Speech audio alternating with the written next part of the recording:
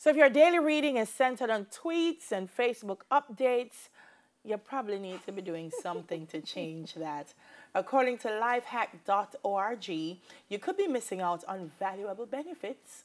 And so President of the Book Industry Association of Jamaica, Latoya West Blackwood, agrees that you should be reading more substantial material. Latoya, and all the people just say, what is wrong with her? She don't know that substantial material is on social media. But let's talk about it a bit. First of all, what are the benefits of reading? So we have to get them to read first. Right. What are the benefits of reading? So in terms of reading, one of the things I'll start out by saying is that you'll always hear this myth about Jamaicans don't read and so on, because, and some of it is true, in terms of the fact that we have a very big textbook culture traditionally.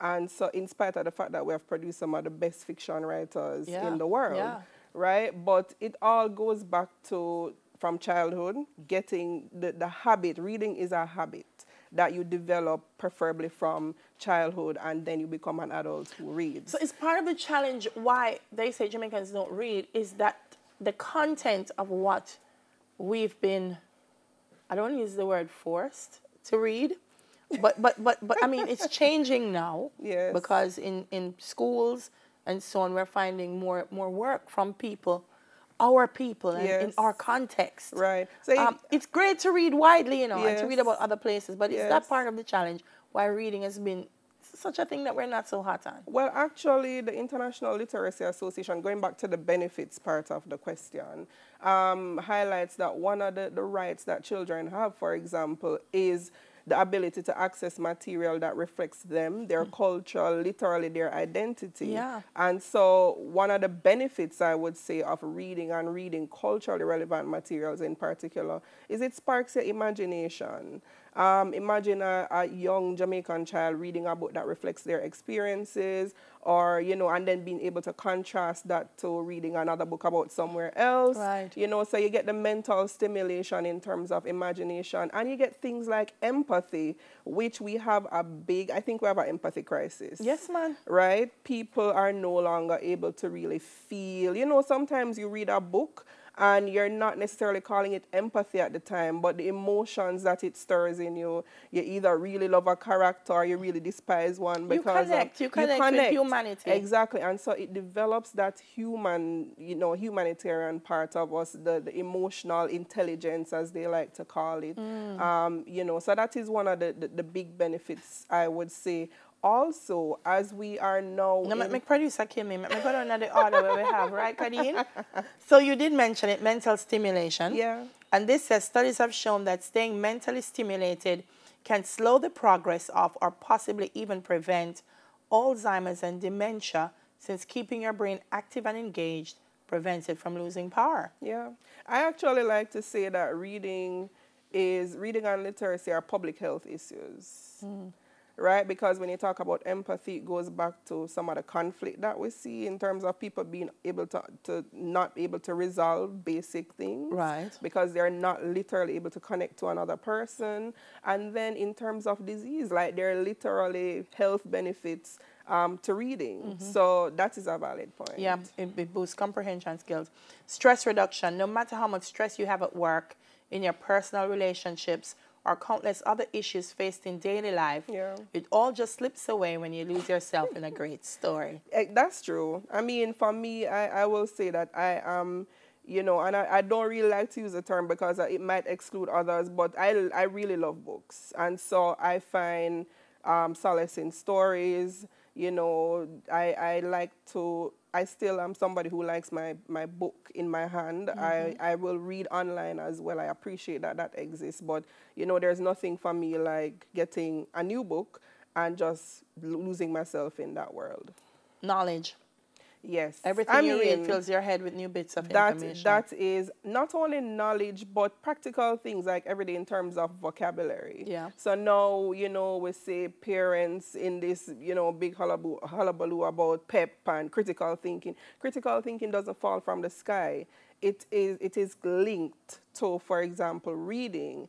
And if we have a culture where our children are exposed on a regular basis to reading, acquiring new knowledge, then when it is time for them to apply that knowledge in a classroom setting, it will be easy. And it goes back to what I was saying about what we read, because I think people think sometimes reading is always tied to academics. Yeah. And you have to read this book because you'll get a test. Yeah. And they don't know that you can read a great, fun, fictional work and still learn so much. Actually, I will give you a quick story of mine. In terms of in high school, you know, I went to a traditional high school, Wilma's Girls. Yay! And, you know, so initially we had a lot of Shakespeare and, you know, all of that. And when I read Chinua Achebe for the first time, Things fall apart. Things fall apart. My mind like exploded because I was now realizing that in terms of a cultural connection, like some of the things I was reading in the book, I could identify them here. And then it piqued my interest in terms of outside of the classroom now, looking more into the continent of Africa, the different cultures, you know, some of the issues that I had seen in the book. I've always been somebody who is into history. So that's just an example of how that can spark that kind of thing. Vocabulary expansion. Yes. Yes. People don't realize that it's not that you read a book and you're literally picking out big words and putting them aside.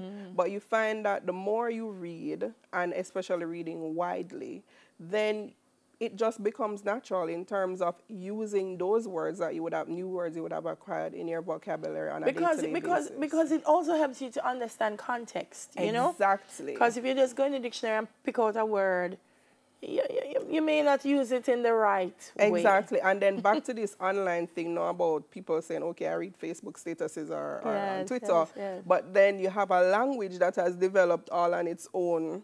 So you is not Y-O-U, is now you. And people are literally now, when they switch from living online to being in the real world doing a test, lecturers are reporting that they're seeing students actually, you know, just using these and words. And the tone that they use is the same kind of informal tone that they use on social media and academic work. So it is a challenge.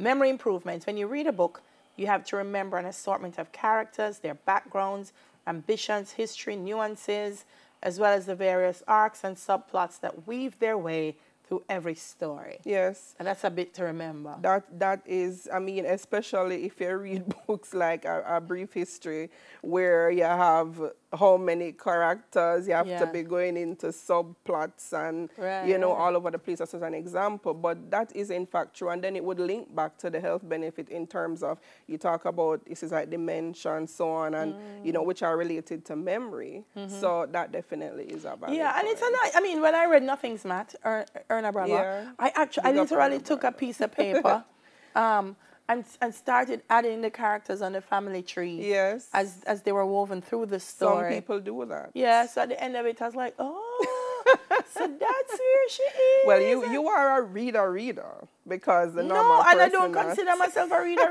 I mean, there are people who are really readers. I'm not a reader. So, you know, I think, boy, if people just read. Stronger analytical thinking skills. You were talking about that earlier. Yeah. I mean, you can literally, you know, have these points one by one, but at the end of the day, it basically goes back to developing the mind. Yeah. And then all the benefits that flow from that. And I would say, because I know we don't have a lot of time left, but it is important, especially, I think, for Jamaica. So we had an early grade reading conference recently under the USA Lockreads project, which focuses on now developing a methodology to reading. Because you know we only have like 4 research papers on reading. Right? Think about that. In terms of the approach that we have as a nation, we need to really focus on it because it's a knowledge economy. Yeah. It's no longer about what you can do with your hands and, you know, the manual skills. It's about what you can do with your brain. Yeah, and that's the only way to sustain a job these days is what you can do with your brain. Yeah. All right, thank you so much, my love. I mean, the other things are improved focus and concentration, which we spoke about. And if you have a better vocabulary, have better writing skills as well. And the tranquility that comes with it. Listen, man, take up a book. Definitely. Read. And take up a Jamaican or Caribbean authored book in the mix. Read. No matter how long it takes you, read. Read a chapter a day. Just read. Yes. It will change your life. Chairman of the Book Industry Association of Jamaica, Latoya West Blackwood. I have to big up the book industry, by the way, Thank because I'm seeing you. more and more people trying to be authors in Jamaica, and that's Yes. great. Still to come, a golden ticket for a house. And later, all you need to know about World Town Planning Day. But first, we have News in 5. Stay with us.